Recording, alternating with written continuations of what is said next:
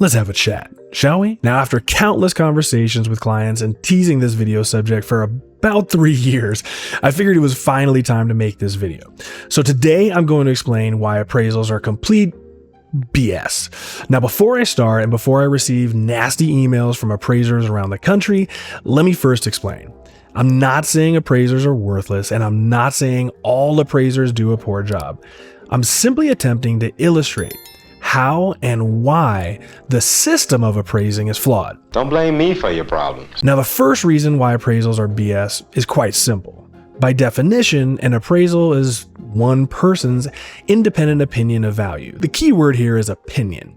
If you were to hire 3 different appraisers, you're likely to receive 3 different opinions. Newer tract homes and, cookie cutter neighborhoods tend to be really simple to determine value.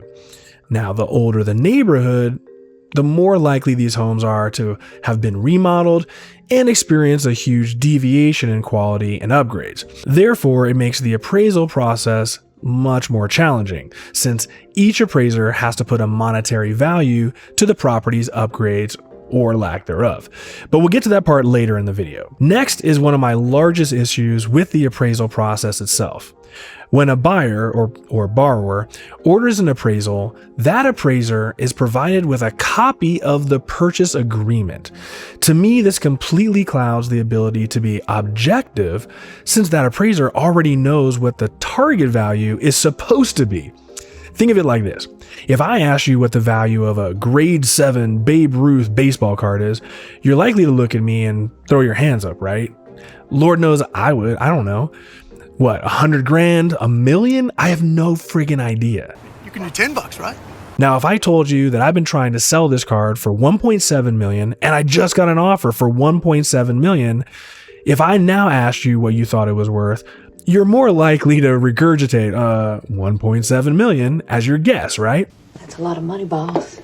So, short of hyper appreciating markets where buyers are offering over list price, talk to any realtor in any market and they'll tell you the same. 9 out of 10 deals just happen to appraise right at the purchase price. Let's say a house is listed for $500,000 and it's worth about that. A $500,000 offer will most likely appraise right at $500 or maybe $502. Now, if the offer is $490, it'll appraise for $490 or $492. If the price is $480, it'll likely appraise for maybe $485. Years ago, I had a really savvy colleague that needed to sell one of their investment properties. Now, the house was only worth about $240,000. This was right after the housing crash, and every buyer needed an FHA loan. Well, FHA appraisals, good or bad, stick to the property for 180 days. You get one bad appraisal and, well, you're kind of screwed for 6 months. This one, a long time have I watched. That or find a cash buyer or a VA conventional buyer. Well, rather than take the chance, he listed the property for $300,000 and fabricated a buyer to offer list price on it. He knew it would never appraise. But guess what? It wound up appraising for $270,000, literally $30,000 more than the property was even worth or anyone would even offer. He then turned around, relisted the property for $270,000, but offered to pay all closing costs since it was already FHA appraised.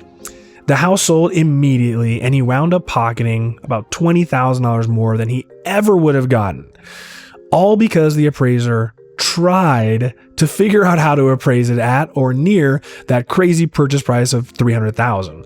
Now, had that offer been for $240,000, I can all but guarantee it would have appraised for $240,000. So the moral of the story here is the higher the offer, the higher the appraisal. Next is autonomy, or let's just say lack of guidelines.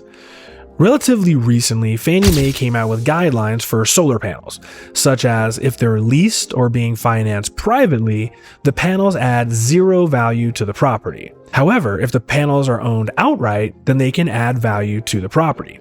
Meanwhile, how much is a 100% coverage system worth versus a 50%? No idea. Just like pools. Pools typically add about $20,000 to $30,000 to an appraisal. But can you really compare a cheap plaster pool to a luxury pool with infinity edge, water features, solar, and fire features? Not to mention, Pools that cost $60,000 just a few years ago now cost upwards of $100,000. You can put a cheap aluminum patio cover for $2,000, or you could spend $20,000. Both are likely to get you about $1,500.